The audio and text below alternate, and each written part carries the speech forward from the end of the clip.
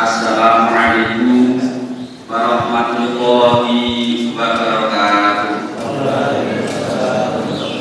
Untuk doa kali nanti pausa jelas mana. Bismillahirrahmanirrahim. Alhamdulillah rabbil alamin. Arsala rasulahu bil huda wa dinil haqq liyudhhirahu 'ala dini kulli wa kafa billahi shahida. Asyhadu an la ilaha illallah wahdahu la syarika lah wa asyhadu anna Muhammadan abduhu wa rasuluh. Allahumma shalli ala Muhammad wa ala alihi wa sahbihi ajma'in. Amma ba'du fa ya hadirun rahimahullah. Ittaqullah haqqa tuqatih wa la tamutunna illa wa antum muslimun. Allah Ta'ala bil Qur'anil Karim a'udzu billahi minasyaitonir rajim. Ya ayyuhalladzina amanu taqullaha wa kunu ma'asy shadiqin. Allahumma arhamni bil Qur'an. Bapak Ibu jamaah rahimahullah, pertama yang paling utama, mari kita senantiasa memanjatkan puji syukur kehadirat Allah Subhanahu wa taala yang mana pada kesempatan pagi hari ini kita bisa melaksanakan salah satu kewajiban kita, yaitu menjalankan ibadah sholat subuh secara jamaah. Mudah-mudahan apa yang kita kerjakan dinilai oleh Allah dan diterima oleh Allah sebagai amal yang menjadikan kita tanggungan nanti ketika kita kepada Allah di akhirat kelak. Amin ya rabbal alamin. Shalawat dan salam adalah senantiasa kita sanjungkan kepada junjungan kita Nabi Allah Muhammad sallallahu alaihi wasallam serta keluarganya, sahabatnya, pengikutnya, umatnya termasuk kita. Mudah-mudahan kita mendapatkan syafaatnya di yaumil akhir kelak. Selanjutnya jamaah rahimahullah, Bapak Ibu sekalian, tidak terasa kita memasuki periode kedua 10 hari pertama. Dalam artian pertama periode kedua memasuki hari ke-11, berarti kita dalam 30 hari kita berpuasa, kita sudah memasuki periode kedua untuk 10 hari yang kedua. Mudah-mudahan kita tetap istiqomah menjalankan perintah Allah itu. Kita jalankan puasa dengan penuh keikhlasan, mengharap ridho dari Allah Subhanahu wa taala, sehingga kita di dalam bulan Ramadan ini penuh dengan rasa kesudahan kita untuk bisa menjalankannya beserta rangkaian-rangkaiannya, sehingga di dalam kesadaran kita insya Allah itu merupakan nilai-nilai ibadah yang tentunya kita harapkan semuanya. Jamaah Allah, dalam sebuah ayat kami telah membacakan tadi di dalam Al-Quran dari surat At-Taubah pada ayat 119. Allah berfirman, A'udzu billahi minasyaitonir rajim. Ya ayyuhalladzina amanu taqullaha wa kunu ma'asy shadiqin. Wahai orang-orang yang beriman, bertakwalah kepada Allah dan hendaklah kamu bersama-sama dengan para shadiqin, orang-orang yang jujur, orang-orang yang benar di dalam hidup dan kehidupan. Jadi Bapak Ibu, perintah bertakwa ternyata tidak hanya diperoleh pada saat kita berpuasa, tetapi untuk bertakwa kita diberi memerintahkan juga kepada kita semuanya, yaitu kita dalam bergaul, dalam berkawan, dalam berteman, dalam bermasyarakat, hendaklah kita juga dengan orang-orang yang diperintahkan oleh Allah, yaitu orang-orang yang shadiqin, orang-orang yang sidik, orang-orang yang jujur, orang-orang yang benar di dalam melakukan kehidupan sehari-hari. Karena apa?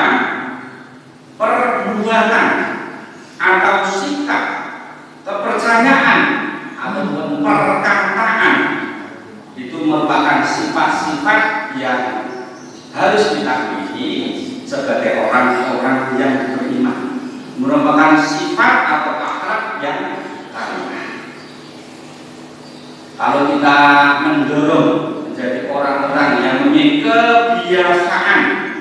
kebiasaan yang jujur, insya Allah kita merupakan orang-orang yang akan dalam kehidupan bermasyarakat itu, insya Allah kita akan dipercaya oleh masyarakat, artinya dengan orang-orang lain. Karena apa?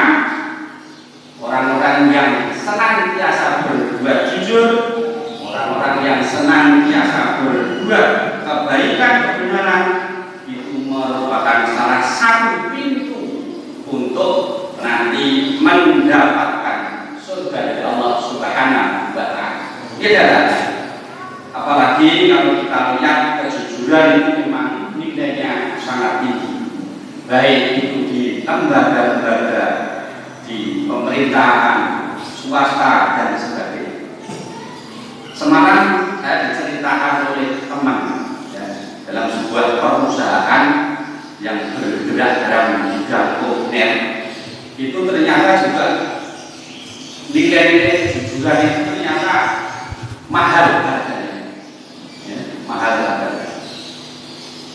Jadi dalam suatu perusahaan itu dikatakan memang sudah benar, tetapi di situ di dalam manajemen pemasarannya pun itu ternyata banyak terjadi kecurangan. Sebagai contoh, dalam suatu perusahaan itu mereka menjual makanan kuliner atau tidak sebutkan mereknya, itu satu hari itu bisa menghabiskan umpamanya sampai 400 loyang, 400 loyang makanan yang sudah dihabiskan dalam perusahaan itu. Tetapi dalam 400 loyang itu ternyata ya kalau dihitung secara resmi itu sebenarnya hanya habis 300 loyang, kemudian yang 100 itu kemana? Ya, artinya dari 400 kemudian lagi 300 itu yang 100 itu kemana? Itu ternyata di dalam menurut versi beliau itu yang pernah juga bekerja itu di istilahnya ya digelapkan dalam artian seharusnya itu makanan itu 300 loyang tetapi dijadikan 400 loyang. Ini konsumen sebenarnya dibutuhkan dari standar yang ditetapkan perusahaan di Cileke. Umpamanya nilainya makanan itu jadi 100 gram, ya sing digawe ning 40 gram yang 20 gram itu ya piye carane dibuat sehingga dan itu sekarang ternyata bersama. Tidak hanya satu dua orang, itu dari manajemen bawah itu yang bagian percetakan itu sudah kongkang kok, sehingga dalam akhir pekan biasanya ada yang mendapatkan tip khusus dari orang-orangnya. Dan teman saya itu benar juga menerima itu dikembalikan gitu ya. Karena usaha akhirnya ya dia juga keluar dari manusia. Ya, itu terkait dengan kejujuran. Ya, itu terjadi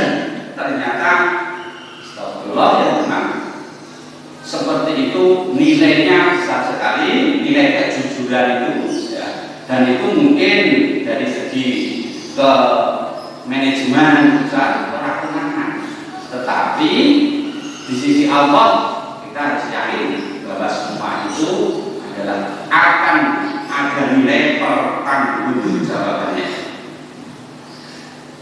Untuk itu jamaah rahimahullah, kejujuran, ya, kebenaran itu harus kita tanamkan pada diri kita masing-masing. Jangan sampai kita senantiasa berlaku dusta, berlaku bohong yang mengakibatkan kepada kita ke dalam suatu perbuatan yang menjerumuskan kita ke dalam neraka. Dalam sebuah hadis Rasulullah Shallallahu Alaihi Wasallam bersabda, Hasan bin Ali dari cucu Rasulullah Muhammad Shallallahu Alaihi Wasallam, hendaklah kau tinggalkan hal-hal yang meragukan dan lakukanlah yang tidak meragukan. Bagimu sungguh berlaku benar atau jujur itu dapat menciptakan jiwa tenang dan aman. Sedangkan dusta atau kebohongan mengakibatkan jiwa yang gelisah serta ragu. Dari hadis itu kita bisa menyimpulkan bahwa kita semuanya didorong oleh senantiasa berlaku jujur, berlaku benar di dalam kita menghadapi kehidupan ini dalam berbagai aktivitas kita. Memang kalau kita jumpai kadang-kadang itu di dalam kantor-kantor baik pemerintah maupun swasta, ya, dalam hal administrasi itu kadang-kadang banyak terjadi ya ketidakjujuran, sehingga boleh jadi ini mengakibatkan adanya pemeriksaan berulang seperti yang kemarin ya, di tempat saya bekerja itu ternyata dari inspektorat untuk sementara mengadakan atau mengelilingi untuk pemeriksaan barang-barang apa-apa yang dikerjakan adalah laporan dan realita. Ternyata dari petugas inspektorat itu betul-betul ngecek, ya, ngecek dari sekian barang-barang, sekian apa yang dikerjakan di tempat itu, ternyata ada selisih. Wah, ini pembangunan kondoke ini 1 meter, kok hanya terrealisasi 100 lebih meter persegi, dan yang lain kemana? Ya sampai seperti itu. Ya, kemarin terjadi juga itu. Ya, pemangsurannya ditelusur dan sebagainya. Ternyata ini pemborongnya yang tidak beres. Sehingga mau tidak mau harus mengembalikan itu. Ini syukur di mengembalikan, di perkara ini terjadi. Bu, dan Pramilom juga kita berusaha dalam hidup beribadah ini sebisa mungkin sekecil apapun kita bisa berbuat jujur terkait mungkin dengan soal makanan kita seperti ini. Kadang-kadang kita di dalam menu takjil kita itu kadang wah itu kok enak kok makan kadang-kadang terjadi. Kita seperti kadang-kadang memang biasa tak dalam artian dalam ngerti mungkin membuka makan itu bisa apa jadi makan kadang-kadang lagi diputar desert khas itu salah satu ya kita sifat kejujuran kita tanamkan ini berusaha dan saya kecil loh ini kadang-kadang itu juga membawa kita karena efeknya tenang saja. Sebenarnya seperti itu dalam perilaku kehidupan sehari-hari, termasuk mungkin Bapak Ibu yang sudah ke pasar membeli jual beli dengan akad yang terbaik, jangan sampai memaksa. Ya, jadi dalam jual beli itu harus ada saling merelakan. Jangan sampai sing menjual itu sing bodoh tetap dijual baik sehingga jadi gremeng.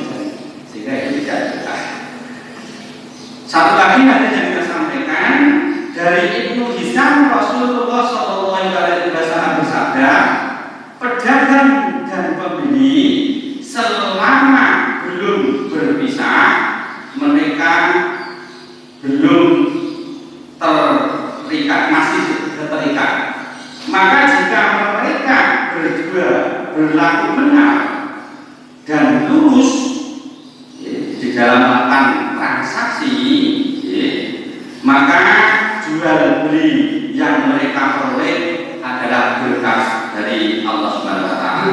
Namun sebaliknya, jika mereka berdua menutupi aibnya di dalam melakukan transaksi, berlaku curang, berlaku dusta, maka lenyaplah berkah dalam jual beli mereka. Hadis riwayat Bukhari dan Muslim. Jadi jelas Bapak Ibu, dalam kehidupan kita dituntut untuk berlaku jujur, berlaku benar, lurus, tidak melakukan kecurangan-kecurangan di dalam kita bertransaksi, di dalam kita berada di dalam pekerjaan kita, aktivitas kita, apalagi berhubungan dengan orang lain. Mudah-mudahan kita terhindarkan dari perbuatan-perbuatan yang curang, sehingga kita termasuk orang-orang yang dijuluki oleh Allah, orang-orang yang shodiqin, orang-orang yang senantiasa berbuat kejujuran, berbuat kebenaran, sehingga apa yang kita cita-citakan menjadi di dalam kita bertakwa, di dalam kita bermasyarakat, itu menjadi orang-orang yang bertakwa itu akan dapat kita peroleh. Mudah-mudahan hadis ini mengantarkan kita untuk senantiasa ingat kepada Allah di dalam kita menjalankan kehidupan ini dengan penuh kejujuran dan kebenaran. Mudah-mudahan Allah menerima amal ibadah kita. Mari kita akhiri dengan subhanakallahumma wa bihamdika asyhadu an la ilaha illa anta astaghfiruka wa atubu ilaik.